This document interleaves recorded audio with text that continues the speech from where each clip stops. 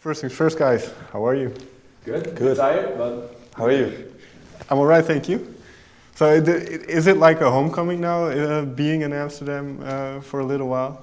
it kind of feels like homecoming, but still, because we're so much abroad, doesn't really. We don't really feel like we have a home. No, basically. But it's nice to like be around people that you know all the time now. And you say, well, you don't really feel like you have a home anymore. Is that easy to live with? Do you get used to that kind of You life? actually get used to it. It's like because we're like always on different places. Like you get used to it like after a while. Just And you have a few places because we're more often like of course Amsterdam and Vegas. So Yeah. those two places basically maybe LA a little bit as well feels like home.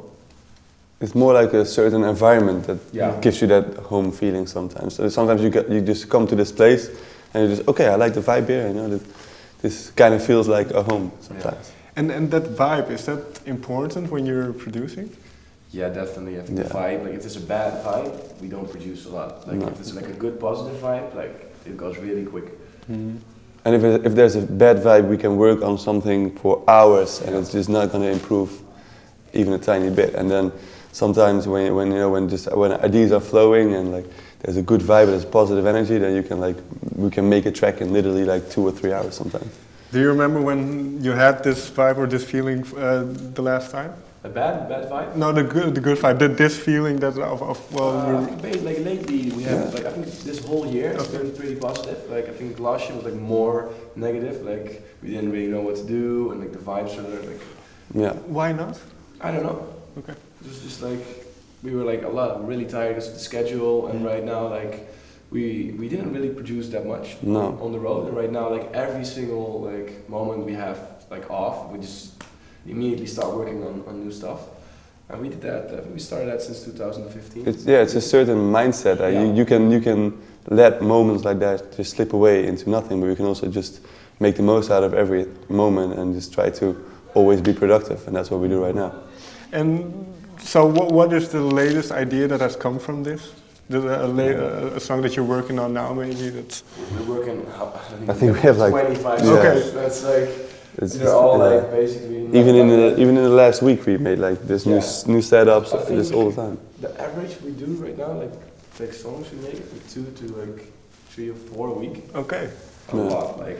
Some are just like small setups, and some, some just stand out to songwriters, and you have to wait for something to get back. And sometimes we want to make an instrumental, and then it takes more time to actually build out the whole track and do all the We details. make a lot of bootlegs of tracks we like and play in our sets, and just a lot of tracks we just make only for the DJ sets. Okay.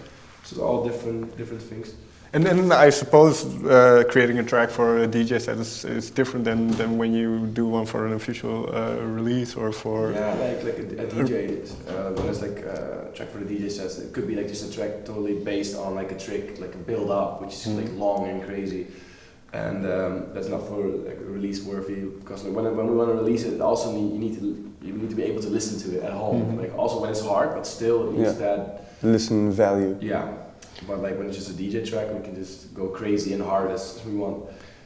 So you do have more freedom in a way than to experiment for your DJ set. No, I don't even know. Well, like, but I actually feel the other way around. Okay. Yeah. Because like when it's a DJ track, it needs like a certain build up. It needs like needs to drop a certain way to really be effective, like on the dance floor. Exactly. And I think when we do like tracks we can release, we can also go like for a track that's totally just for like has a big like huge like listen value, which is like people can listen to at home or in the car or.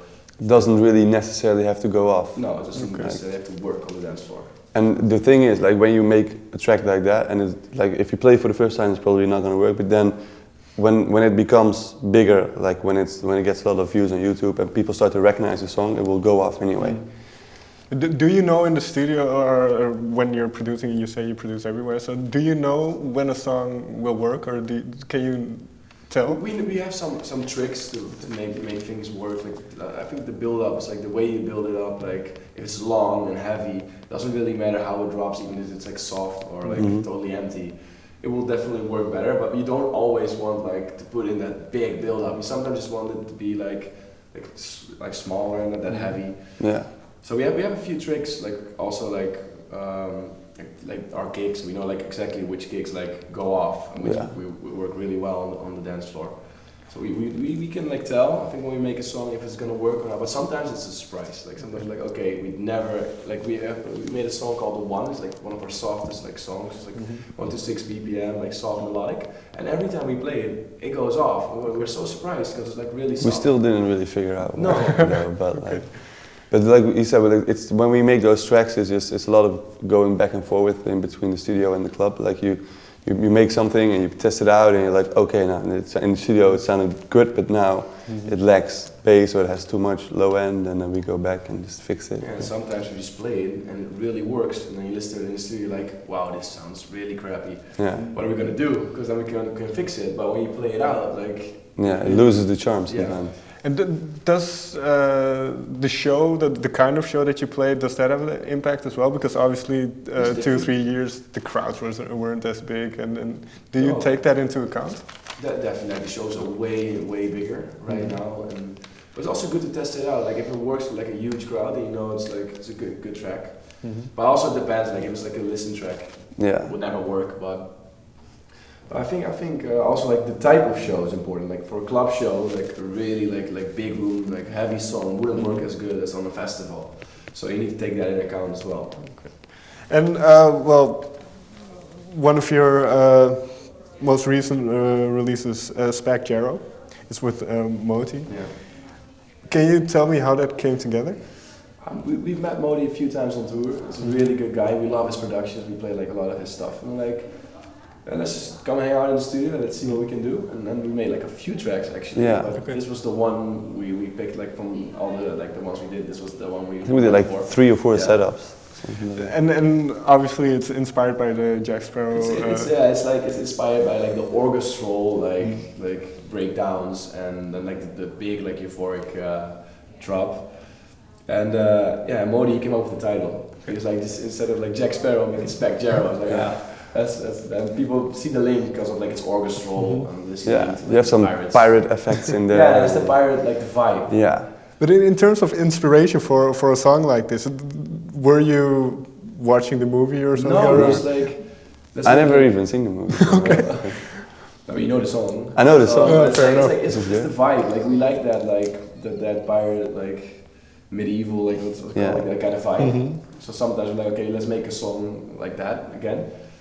And it's like I think it's the rhythm that makes it sound really like. Pirate. And it has like the pirate drums in the second breakdown, and it's just it sometimes the melody is like not even. It's like note wise, it's not close to the real. I think it's the rhythm. Pirate songs. It's the rhythm and and the vibe. Yeah. Like, but in this sense, inspiration can come from everywhere then. Definitely. Yeah. And well, another one of your very recent ones was with Blaster Jack Spouser. Yeah. And then you mentioned MOTi. How do you pick your collaborations?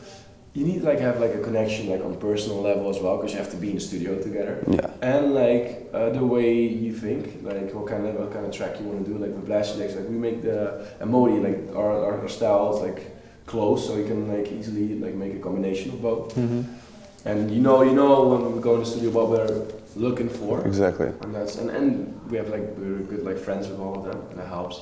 And they're all good producers, so they like we feed off them and they feed off us in the studio. They come up with things, they show us how they do stuff, and we show them how we do stuff, and then you're like, oh shit, I learn a lot from this. What is one thing you picked up from MOTi, being in the studio with him?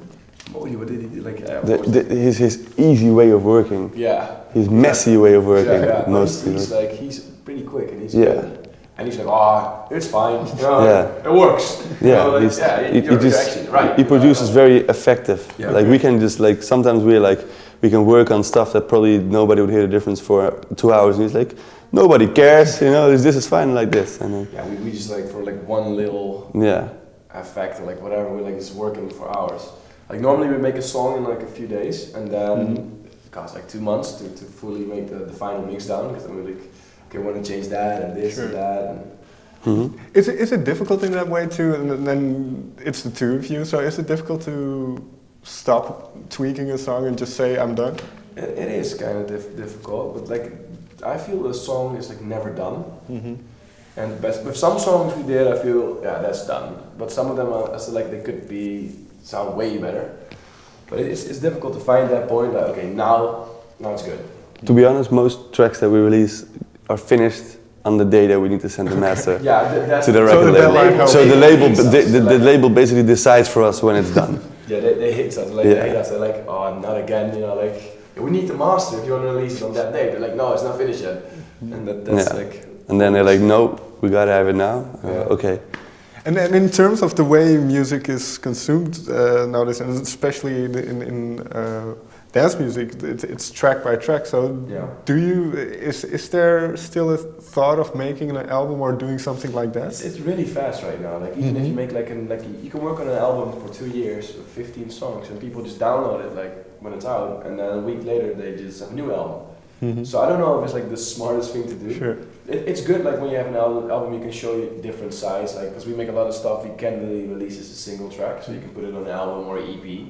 So that's what it's good for. But I think the way people consume music right now, an album is a lot of work, and I think they were not as much exposure as it used to be. You could put like a tour around an album, and that's true. But like unless you're like Zed, something like that, like Harris, or Calvin Harris or David Guetta, you know, like if a big pop song, then it will definitely work. Yeah. As a dance album, it's hard right now. Can you? Is that something that interests you? Can you see yourself going that way, or do you? Maybe we don't know yet. We just want to do like a lot of like different stuff, and like every year like we change it up a bit. And for next year we have a few things coming up already, but we're not really want to go that poppy. Maybe we just. If it's a good track, it's a good track. Exactly. And we're gonna. It's very broad. Like we make like from the most. We not with a specific purpose right now, but we make like tracks on 100 BPM to like the regular 128 stuff that we make, and also like faster stuff. So, and we just make everything just to be able to know how to make it. Plus, like for instance, like this, like 2 weeks ago, we did like okay, we never produced hip hop, so like okay, we just want to produce hip hop to see how they do it. So we just checked like all the tutorials, checked like the best producers, and then we're like okay, we're gonna make something like that just to learn, and like the thought behind like how they make music, and that's like then we have like a few beats, and maybe we're not even gonna do something with it, but still we've learned from that, and we can put like the way they think in our productions, and then we get more inspiration for like our like big room songs or festival songs. So that's like what we do a lot. So we just produce different kind of music, just to learn from it. And like you say, because you mentioned that you make a lot of songs, but certain songs you can't release because they Most of it. We make like maybe 50 a year. And 4 is gonna get released, and the rest is somewhere on the computer. Do you eventually do something with him? Because sometimes that's actually funny. We had we opened like our old computer, and we found like a few like setups from 2012. I'm like, oh, it's actually good. This will work right now. So we grabbed them and might like release it this year. Okay. I think we had like the track we did Rave After Rave, like the melody, the break melody we already had laying around for so long, and we had that drop. We're like, hey, maybe we can put that melody with the drop and then connect it, and we used it.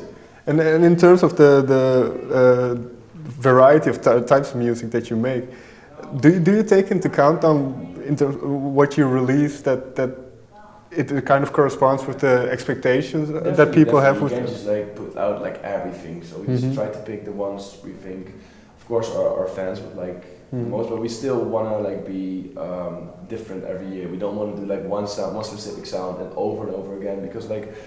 But when we know how to make like that sound, it's like a trick. You know the way to like make the sounds of it, and also like the mix down, because every type of music you the structure. The structure you need to mix it down differently. And then when you know it, you know it. So like after like a few of them, we're like, okay, it's kind of boring. We need something else. And finally, then you mentioned you have a couple of things lined up. Can you tell me anything about it? We have a lot of collaborations, which like one with Armin and Buuren, one with Hardwell, and one with Steve Aoki, and one with Dimitri Vegas like Mike. So that's a lot already. Yeah. And like we have a few solo ones, which are in the work. It's like the new one is really different than what they know from us. So I have no idea. It's with an old sample. Also, that's what we can tell. That's all we can tell, though. Yeah, fair enough. It's a disco influence. Yeah, it's gonna be different for WW. Do you have a title for that yet? Or? Not yet. Okay. No. Thank you very much for your time. You're welcome. Thank you.